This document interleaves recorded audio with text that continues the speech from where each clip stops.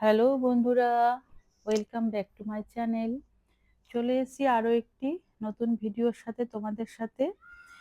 আজ দুপুরের রান্নাবান্নার কী কী আয়োজন করছি তা তোমাদের সঙ্গে একটু শেয়ার করব বলে চলে এসেছি। তোমরা চলো রান্নাঘরে তোমাদেরকে নিয়ে যাই। আজ কী কী রান্না করব তো দেখে নাও। আজ বাজার থেকে এসেছে মরলা মাছ, চিংড়ি মাছ আর বোয়াল মাছ।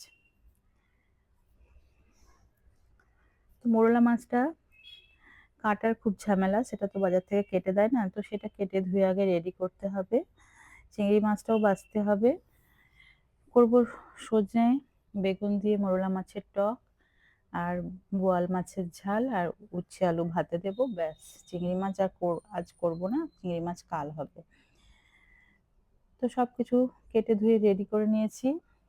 এবার নুন হলুদ মাখিয়ে কিছুক্ষণ মাছটা রেখে দেবো, তারপরে মাছগুলো ভেজে মাছের ঝোল বসিয়ে দেবো একদিকে, একদিকে মাছের টক বসাবো, উচ্ছে আলু ভাতে দেব।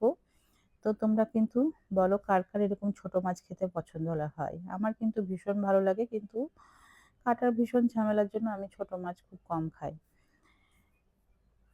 তো এখন যা গরম পড়েছে, তো এই ছোট মাছ সে পাতলা ঝোলটা কিন্তু খেতে ভীষণ ভালো লাগে, টক ঝোল হলে তো আরও কথা নেই। তো চলে এসেছি কড়াইতে মাছ ভাজবো বলে তেল দিয়ে দিচ্ছি। মাছগুলো আগে ভালো করে ভেজে উঠিয়ে নেই, তারপরে সবকিছু কেটে রেডি আছে। অবশ্যই বোয়াল মাছে কিন্তু ভাজার সময় তেল ছেটা দেয়, তার জন্য একটু কাঁচা তেল মাখিয়ে নিলে কিন্তু সেটা হয় না।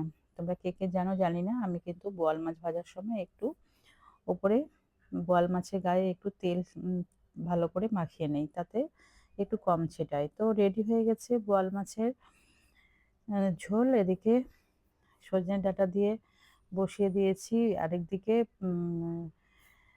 মরলা মাছ।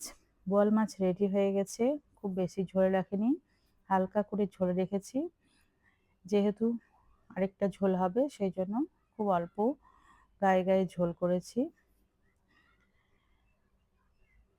এদিকে মরলা মাছটাও ভেজে নিচ্ছি, ভেজে নিয়ে টক ঝোল বানাবো।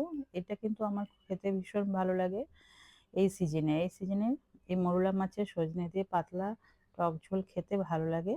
তো কে কে এরকম পছন্দ করো আমাকে অবশ্যই কমেন্টে জানাবে। অবশ্যই আমি এখানে তেঁতুল ইউজ করেছি টক ঝোলটাতে, কাঁচা আম দিলে আরও ভালো হতো, তো কাঁচা আম আমি পাইনি, তার জন্য তেঁতুল দিয়ে করেছি। তো সবাইকে অসংখ্য ধন্যবাদ ভিডিওটা দেখার জন্য। যদি ভিডিওটা ভালো লাগে অবশ্যই তোমরা একটা লাইক কমেন্ট করবে। তো এরকম সুন্দর সুন্দর ভিডিও দেখতে হলে আমার পেজটা অবশ্যই ফলো করবে। টাটা, ভালো থাকবে।